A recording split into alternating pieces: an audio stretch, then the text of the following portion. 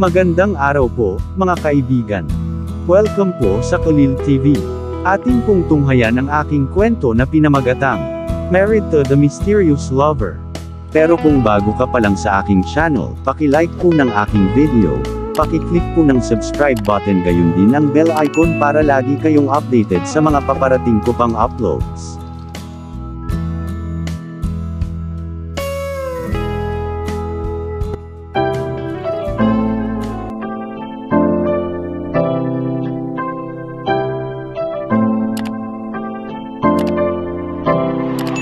Kalil TV.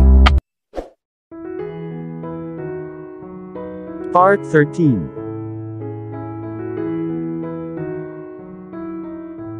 May gusto sana siyang sabihin kay Jake sa mansion ng De Silva kanina, ngunit ang kanyang mga magulang ay naroon. Wala siyang pagpipilian kaysa ipaalam sa kanya kapag nakauwi na siya ng bahay. Hindi ko maintindihan, Kuya Kian Hendricks, anong nangyari? Tanong ni Jake. Kinausap niya si Sabrina noong hapong iyon pagkatapos ng tanghalian nila. Iyon lang naman ang dahilan kung bakit niyaya niya itong mag-lunch, hindi dahil gusto niya itong ligawan. Kinausap niya ito na kumilos ng maayos at maging mahinahon, kapag nakikipag-usap kay Kuya Kian Hendricks, kung hindi ay hindi na niya makikita ang kanyang mga anak.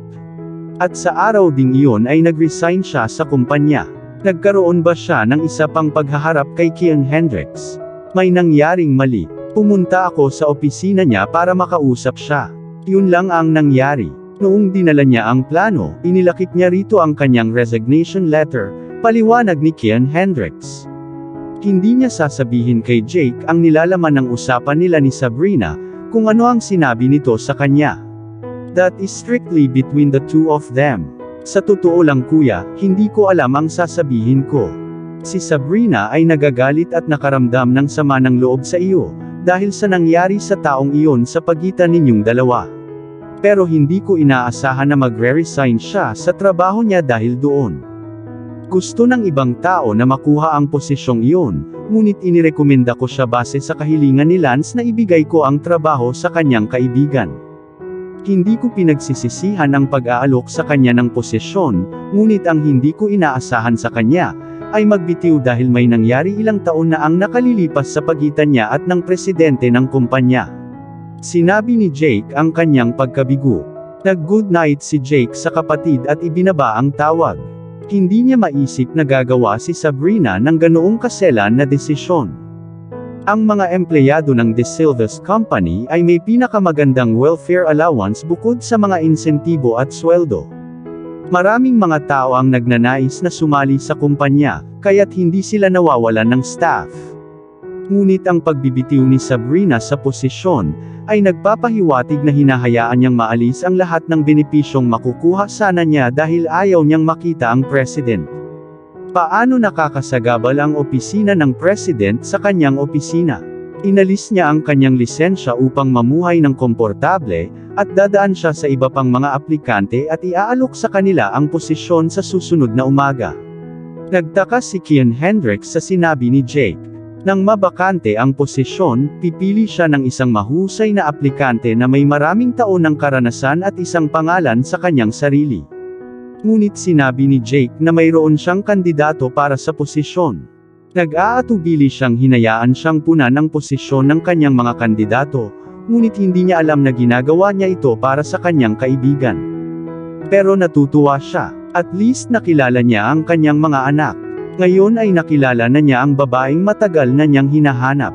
Ang tanging hamon na kinakaharap niya sa kasalukuyan ay ang pagiging matigas ang ulo niya. Ayaw niya sa mga babaeng hindi sunod-sunuran. Isa sa mga dahilan kung bakit hindi niya nagustuhan si Yolanda ay dahil ito ay mayabang at matigas ang ulo. Whatever, she is signing her license to separate from her children.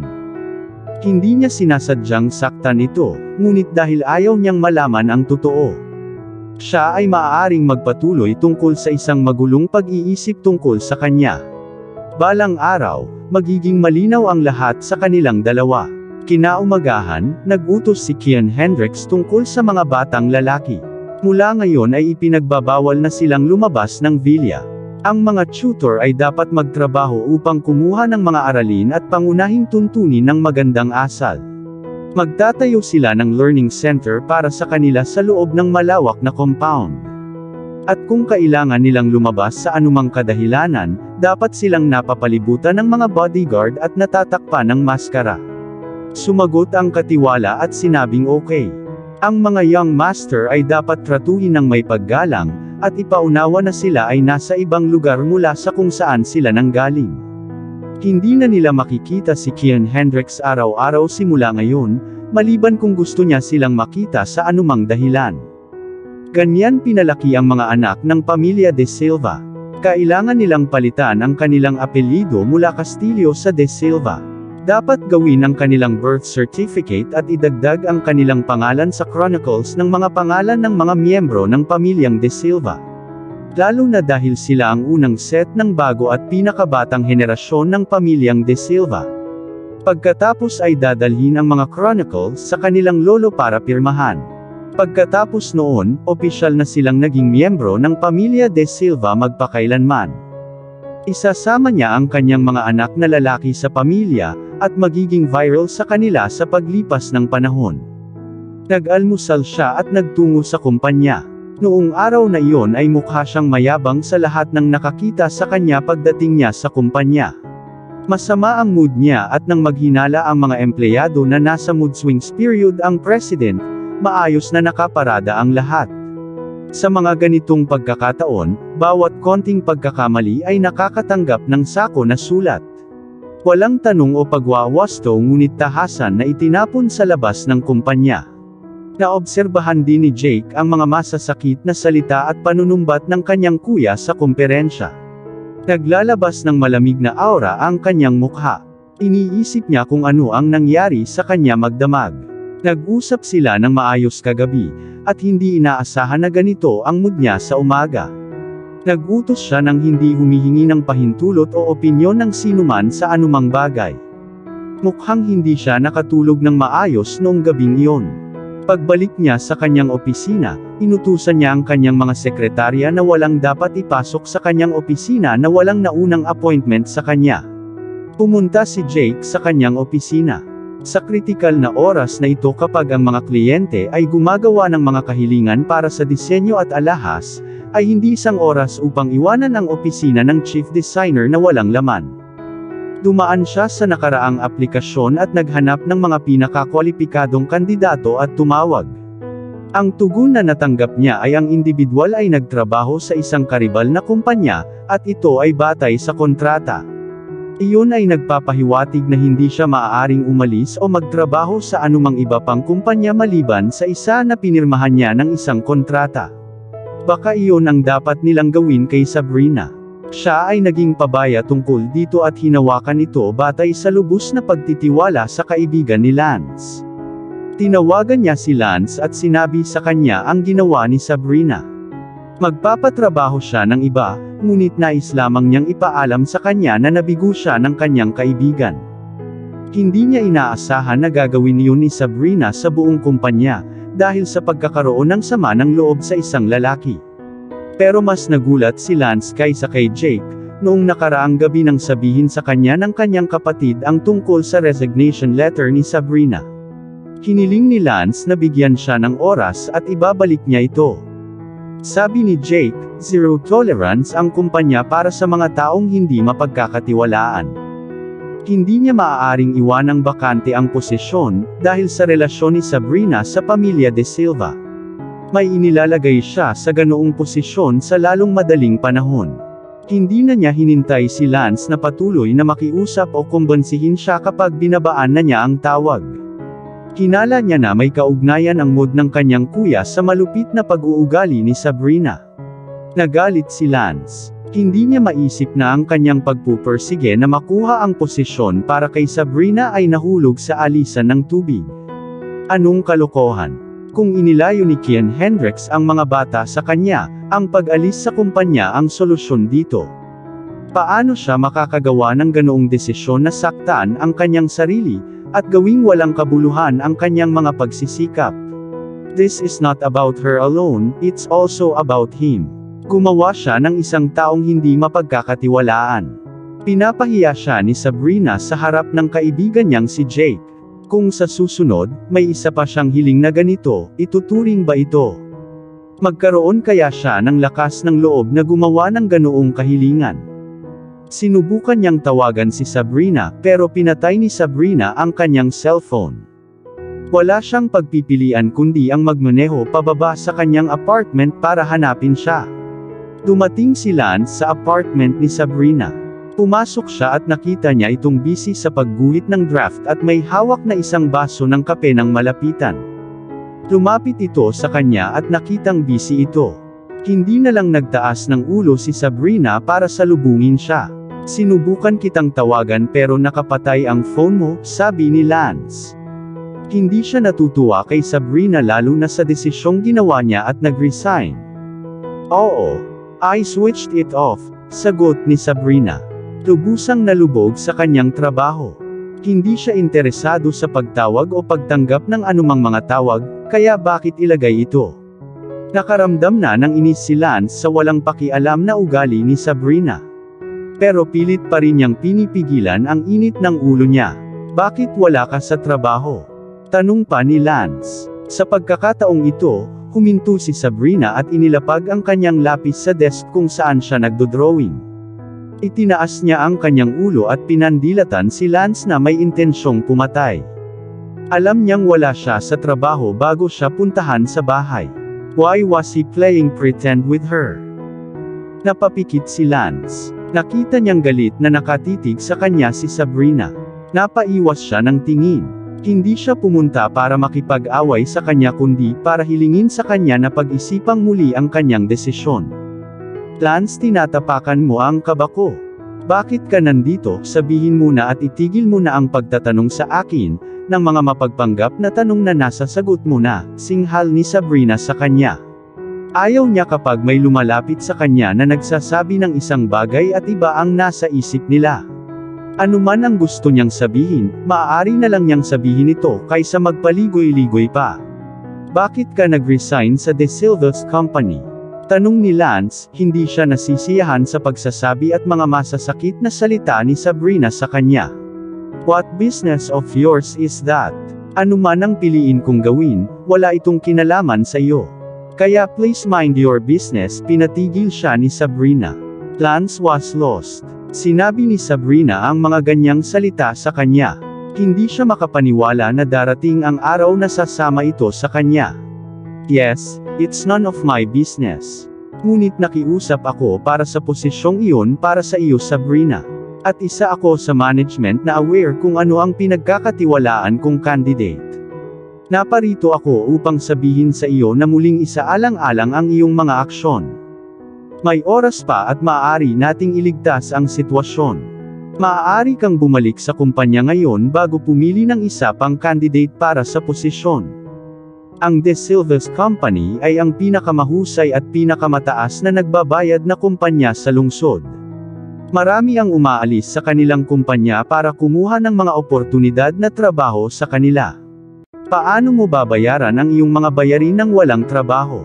Please Sabrina, kung ginagawa mo ito dahil kay Kian Hendricks, mag-isip ka ng 2 beses. Ikaw ang mas stranded, hindi siya. Kung wala kang trabaho, paano mo siya ipaglalaban sa korte na kaya mong alagaan ang iyong mga anak? Pangungumbinsi ni Lance. Nakikita kong nag-aalala ka sa kapakanan ko at ng mga anak ko. Pero salamat, hindi kailangan ang pag-aalala mo.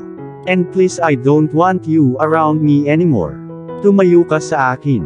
At baka makalimutan ko, sabihin mo sa management ng De Silva's Company na pwede nilang ibigay sa iba ang bakante nila, dahil hindi na ako babalik, sabi ni Sabrina na nakatitig kay Lance. Umiling si Lance at umalis na. He was through with his friendship with Sabrina. Ayaw niya sa mga babaeng agresibo at kayang sabihin kahit kanino kapag masama ang loob. Sa sandaling umalis si Lance, isinara ni Sabrina ang pinto at umupo sa sofa. Itinaboy niya ang matalik niyang kaibigan. Hindi ka nais-nais na mga salita ang sinabi nito sa kanya. Si Lance ay naging isang mahusay na kaibigan sa kanya, at siya lamang ang pinagkakatiwalaang kaibigan na mayroon siya. Bukod kina Lance at Rosa, wala siyang ibang matatawag na malapit na kakilala. Ang mga bagay ay nagiging mas komplikado para sa kanya araw-araw. Nagsimula siyang umiyak at wala siyang ginagawa sa buong araw. Isang bagong taga-disenyo ang nagtatrabaho at nagpatuloy ang kumpanya sa mga aktibidad nito. Lumipas ang mga araw at lumipas ang ilang linggo. Nahumaling si Sabrina sa pananatili sa bahay buong araw sa pagguhit ng mga disenyo. Matagumpay siyang nakaguhit ng maraming draft, ngunit nanatiling hindi sigurado kung paano niya ibebenta ang mga ito. Nagpasya siyang mamasyal isang gabi. Nilakad niya ang isang pedestrian, at hindi niya alam na napakalayo na pala niyang nilakad. Hindi nagtagal ay nagkukumpulan na ang ulap, at nagpasya siyang bumalik sa kanyang apartment dahil wala siyang dalang payong. Nagsimula na siyang bumalik sa bahay. Noon niya napagtanto na medyo malayo ang nilakad niya. Maya-maya ay bumuhos na ang ulan. Hindi nagtagal ay nabasa na siya, at naglalakad pa rin sa maputik na daan patungo sa kanyang tahanan. Bigla siyang nakarinig ng bumusina ng sasakyan sa likuran niya. Hindi payag na tumalikod, binilisan niya ang kanyang mga hakbang ngunit hindi siya makalakad ng mabilis hanggat gusto niya. Kinaladkad siya ng maputik na daan pabalik. Biglang may humatak sa kanya, at maya-maya ay muntik na siyang madulas at binuhat, ipinasok siya sa sasakyan. Nakasarado ang pinto ng sasakyan. Noon niya naramdaman ang pamilyar na pabango sa katawan, ang amoy gardenia.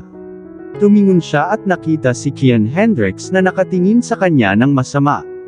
Basang-basa na ang kanyang suit, at may bahid ng putik ang kanyang sapatos. Nagtakip siya ng ngipin at ngumuso. Matigas ang ulo.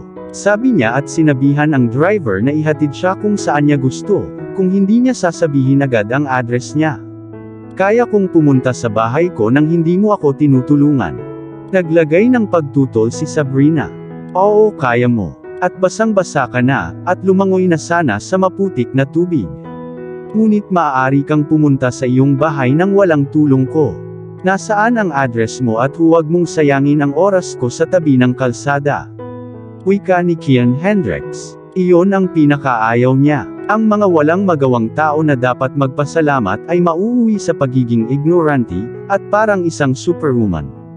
Drive straight at lumiko sa susunod na kanto, sabi ni Sabrina at niyakap ang sarili. Nilalamig na siya. Nakita ni Kian Hendricks na niyakap niya ang sarili at ang mga goosebumps sa itaas na braso niya, at inutusan ang driver na baguhin ang air conditioner sa mainit na temperatura. Tinanggal niya ang suit niya at tinakpan ang nakalabas niyang balikat. Paulit-ulit niya itong sinusulyapan sa bawat pagitan at sa huli ay hindi niya ito kinaya.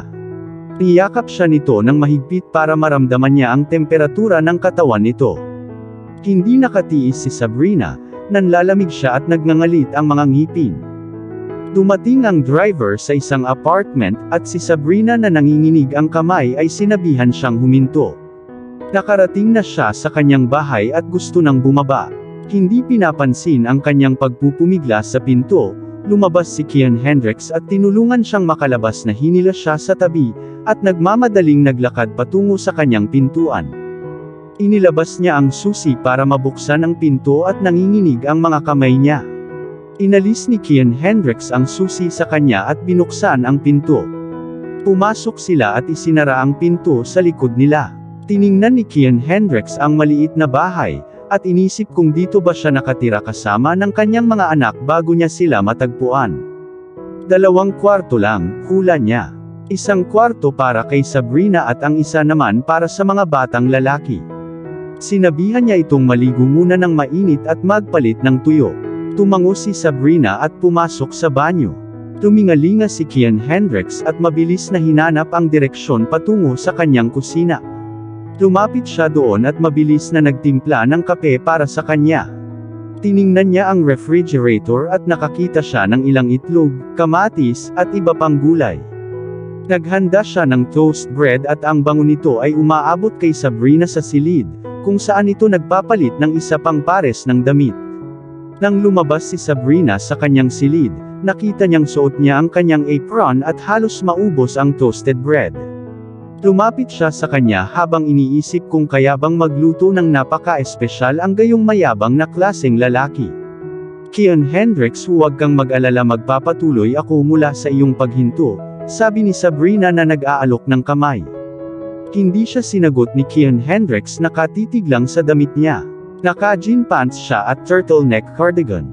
Sa kanyang ulo ay isang pampainit ng ulo at isang pares ng medyas sa kanyang mga paa bago ang flop na kanyang isinuot. Wait at the dining table, I'll be there soon, anito at tumalikod sa kanya. Tinitigan siya nito mula sa likuran. Siya lang ang mas malaking bersyon ng kanyang mga lalaki. Sa tingin niya ay nakatingin siya sa kanyang malalaki ng anak. Ang maselang paraan ng paggawa ng mga bagay ay tulad ng maingat na atensyon ni Caleb at Khalil sa bawat detalye. Alam ni Kian Hendricks na pinapanood niya siya at nahuhulaan niya kung ano ang nangyayari sa kanyang isip. Nakikita mo ba ang kambal na lalaki sa akin? Tanong niya habang inilalagay ang toasted bread sa isang plato at dinala sa dining. Yes, hindi ito itinanggi ni Sabrina. Pinanood niya itong dinala rin ang tsaa sa dining na umaamoy ng matamis na bango. Kumakalam ang tiyan niya. Doon niya napagtanto na gutom na siya. Umupo siya at hiniling kay Kian Hendricks na umupo sa tabi niya at sabay na kumain. Ginawa niya at kumain kasama siya na nakatupi hanggang siko ang sando. Palihim niyang tinitigan si Sabrina pero iiwas siya ng tingin kapag lilingon na ito sa direksyon niya. Kumusta ang kambal na lalaki? Tanong ni Sabrina. 2 linggo na niyang hindi nakikita ang kanyang mga anak. At wala siyang sinabi tungkol sa mga ito sa kanya mula nang siya ay pumasok. Ayos naman sila, sagot ni Kian Hendricks. Sinabi ni Sabrina na galit siya sa kanya. At ipinangako niya sa kanyang sarili na hindi na uulitin ang isyu ng mga batang lalaki. Inaasahan ni Sabrina na may sasabihin pa siya tungkol sa mga batang lalaki ngunit hindi niya ginawa. Wala na rin siyang itinanong sa kanya. May gamot ka ba na pwede mong inumin? Sunod-sunod niyang tanong at oo naman si Sabrina. Tinanong niya kung saan niya itinatago ang mga iyon, at gusto niyang tumayo ngunit sinabi niyang maupo siya. Itinuro ni Sabrina ang isang direksyon at pinuntahan niya ito. Ngunit napahinto siya nang makita ang iba't ibang design draft na ginawa ni Sabrina. Sinuri niya ang lahat at hinangaan ito. Ang mga disenyong ito ay kukuha ng libo-libong peso sa De Silva's Company kung ginawang alahas. Kinuha niya ang mga tablets at ibinigay sa kanya para inumin. Nakita niya ang iba't ibang larawan ng mga batang lalaki na nagkalat sa bawat dingding ng maliit na bahay. Para siyang nakatitig sa mga litrato niya noong bata pa siya. So identical kung hindi yung pangkulay. Sa sandaling uminom siya ng gamot, dumidilim na at papaalis na si Kian Hendricks. Kung sa anumang oras, pipiliin mong ibenta ang iyong mga draft, ang De Silva's Company lang ang dapat na target mo. Palaging welcome ka doon, sabi ni Kian Hendricks, at sumunod na nag-goodnight sa kanya bago lumabas ng kanyang pintuan. Bago pa makapagpasalamat si Sabrina sa kanyang tulong, wala na siya. Sa oras na huminto ang malakas na buhos ay naroon pa rin ang ambon. Pumunta si Sabrina sa bintana, at nakita ang matangkad na daliri na dumulas sa sasakyan, at hindi nagtagal ay umalis na ang sasakyan. Nakaramdam siya ng kawalan bigla. Parang kinuha ni Kian Hendricks ang isang bahagi niya. Tumingin siya sa bintana hanggang sa mawala ang sasakyan. Hindi siya nakakaramdam ng bitter sa kanya tulad noong araw na iyon. Naalala niyang nasa kanya pa rin ang suit nito. Nililinis niya ito bago ibalik sa kanya. Pagkalipas ng 2 araw, pumunta si Sabrina sa De Silva's Company bilang panauhin. Hiniling niya na makita ang president, at tinanong siya kung nagpabook siya ng appointment bago siya bumisita sa kanya. Napapikit si Sabrina. She said no. Nakiusap ang receptionist na tawagan muna siya kung hindi, trabaho niya ang nakataya. Siya ang 3 taong nagtatrabaho sa loob ng 2 linggo. Ang mga nauna sa kanya ay nawalan ng trabaho, dahil pinayagan nila ang isang tao na pumasok upang makita ang president ng walang paunang appointment sa kanya. Napapikit si Sabrina. Bumalik siya at sumakay sa kotse niya. Wala siyang cellphone number ni Kian Hendricks pero nakuha niya ang kay Jake. Nang makita ni Jake ang tumatawag sa kanya, nasa opisina siya ng president, pinag-uusapan kung paano nila papalitan ang bagong chief designer. Siya ay nagdisenyo ng ilang mga gawa ngunit ang lahat ay pawang mga gulo lamang. Bumalik ang kliyente na may dalang bulong-bulungan at hanggang ngayon, hindi pa niya naaayos ang disenyo para matugunan ang panlasa at gusto ng kliyente. Marami ang humiling ng tahasan para kay Sabrina ang chief designer. Dito lang sila idinirect dahil marami na silang narinig tungkol sa trabaho niya. Ang kumpanya ay patuloy na nagtatakip para sa kanya.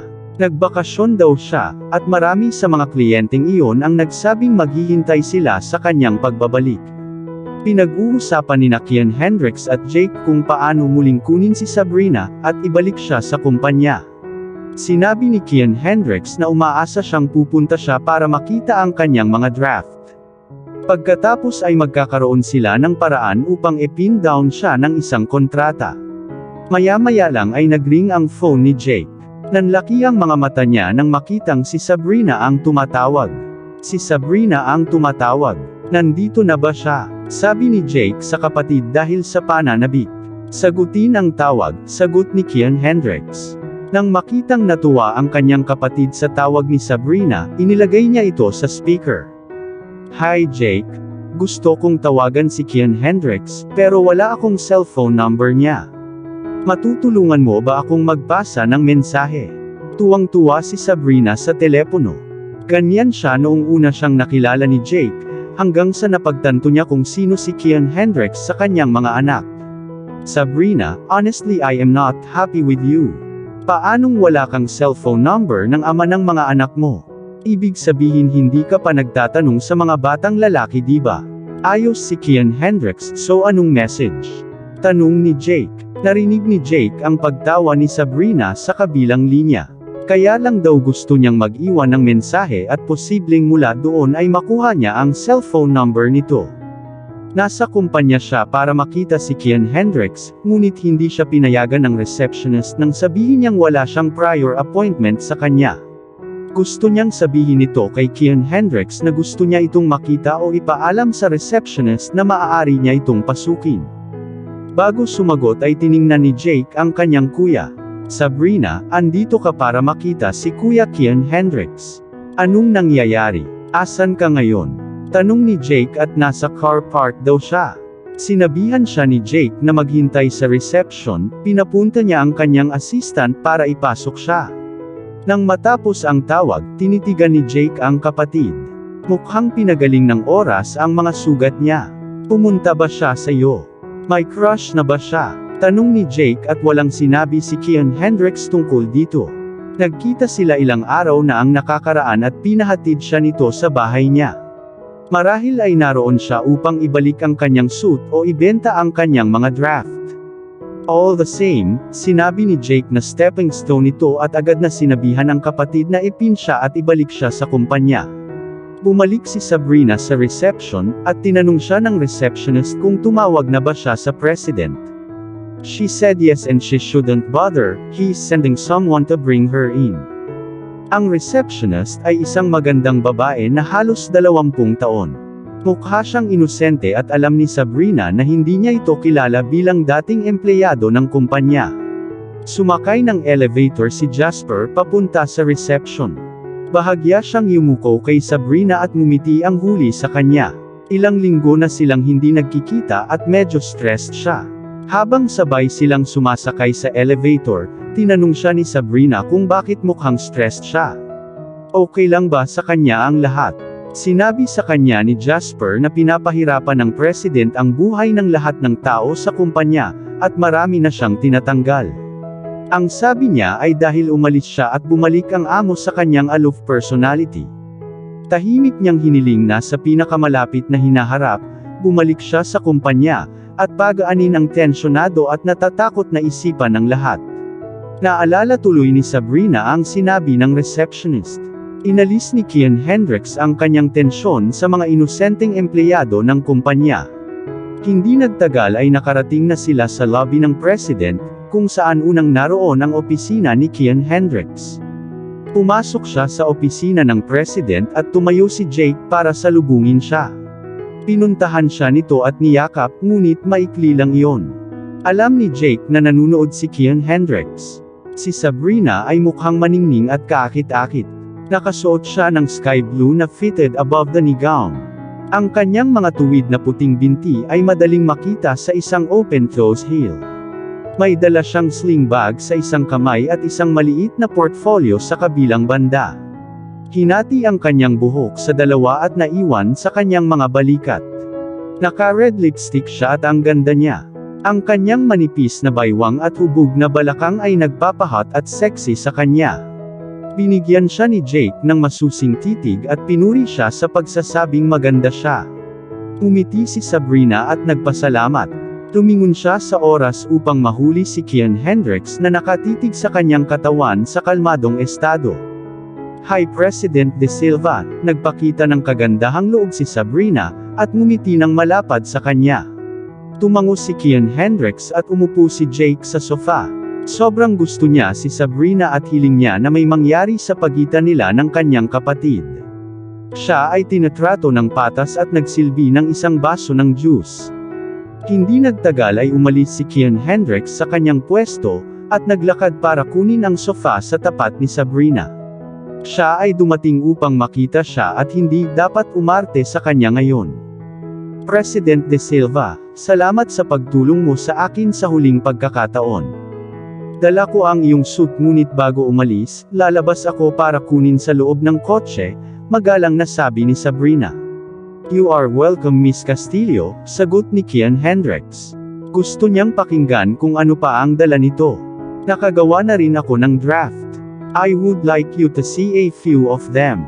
I was heading to another company but decided to stop here, sabi ni Sabrina.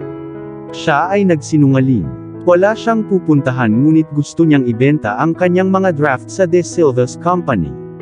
Hiniling sa kanya ni Kian Hendricks na ilabas ang mga ito. Dinala niya ang draft ng papel at tinanong siya ni Kian Hendricks na ipaliwanag ang ilang feature sa mga ito. Tumayo ito at lumapit sa kanya. At dito na po, nagtatapos ang part 13 ng ating kwento. Sabay-sabay po natin abangan ang susunod na kabanata. Paki-support rin po ng mga kwentong pag-ibig ni Dion Channel TV na asawa po ni Khalil TV. Maraming salamat po. God bless and stay safe everyone.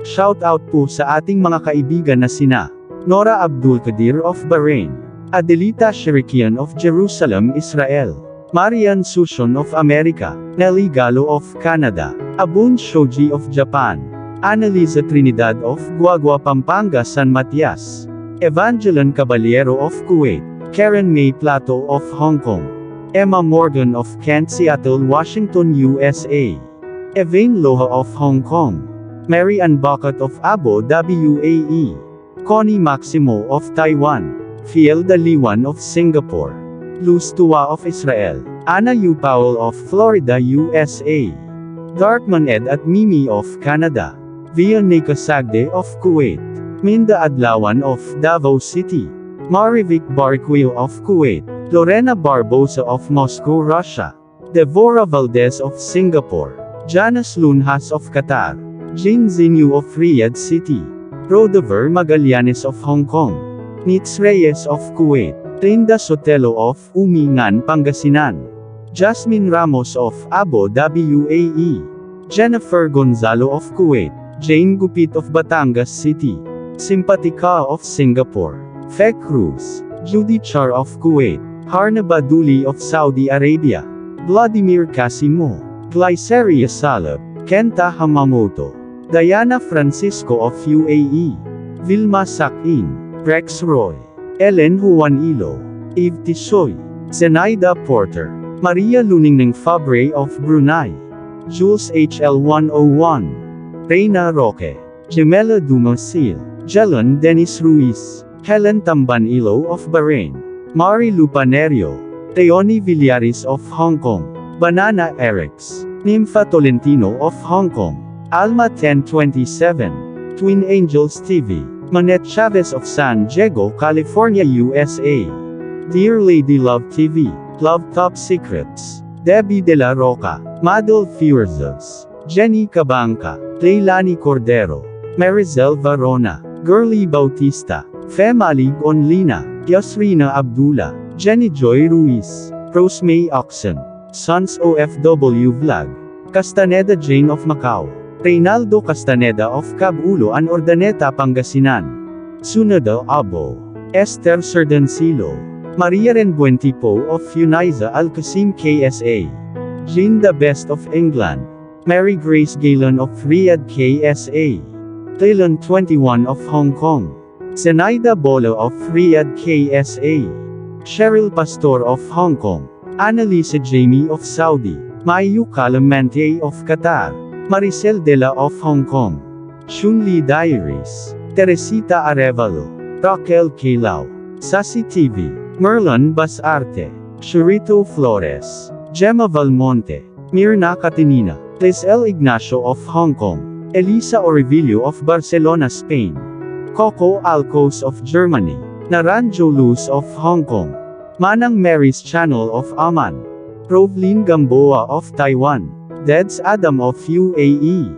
Flor Arcega of Ambulong, Batangas City. Alia Garbawi. Sheila Rubio. Helen Santiago. LV Canlubo of Batangas. Concepcion Zingabo of Qatar. Imelda Palma. Josie Silva. Juliet Tamayo. Arlene Esdova. Vina Angeles. Rina Ayo. Vilma Laganzad. Lorna Bayunas of Qatar. Boots Gabriel. Gina Judy Adan. Catherine Asaha of Kuwait. Marshall Lemery of Israel. Tuisita de la Cruz of Riyadh KSA. Cynthia Neva. Francis Grace Villegas. Conchita Alcos Rage. Rhonda Carion. Neri Uy of Hong Kong. Miss B. Arceli Alvaro. So Mendoza of Abu Dhabi UAE. Dina Moises. Elsa Maestro. Razel Gin Kaliaen. Sydney Hassam. Sherlon Reneba. Gloria Balon. Rowena Blancada. Angelo Cabrera. Rose Bulak. Norlin Colina. Jacqueline Pascual. Nenito Osada. Luz Templo Nuevo. Maricel Love of Doha, Qatar. Edita Barrientos of Saudi Arabia. Hayane of Japan. Putri Bungso of Riyadh KSA.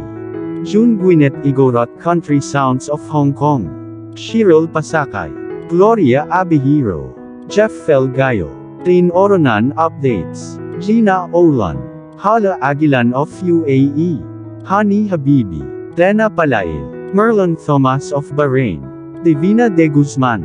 Vilma Abrium of Macau. Janine Castaneda of Casantaan, Urdaneta, Pangasinan. Ray Jane Costa of Casantaan, Urdaneta, Pangasinan. Marivic Malyosa. Emerita Ariola. Gloria Cha. Leonora Laban. Zenaida Abo. Annalisa Soldanya of Kuwait. Patsy CP. Deleth Acevida. Remilin Saliat. Alan Van Dinter. Joe Melon Angelical. Mariam Hilario. Boleza Buenaventura. Margarita Lagumbay. Yams. Spice 221. Loleth Sevilla and Renan Sevilla of Alhambra, Los Angeles, California. Chiang Lo of Hong Kong. Alma S. Torres. Madam Tinapay. Lorna Frialos. Melody Española. Jen Pitao of Qatar. Jennifer Bilo. Delia Quinine. Eileen Montalbo. Elorde Ridedes Lincay of Hong Kong. Melanie Isidro of France. OFW Adventures. Jeannie Malig On. Maricar Martinez. Jin Kyle Alonzo. Deds Adam. Sia Sumpo. Girly Gina. Rosie Pacquiao GC. Mary Jane Ralutan. Grace Soko. Adnol Alod. Ruth Miru. Blessy Abetria. Neri Javier. Fena Veros. Imelda Castillo. Feli Yupay. Julie Bodoy. Ludi Fan. Maraming salamat po sa laging pagsuporta ninyo sa aming munting channel sa Dion Channel TV at Kalil TV. Ingat po lagi tayong lahat. God bless.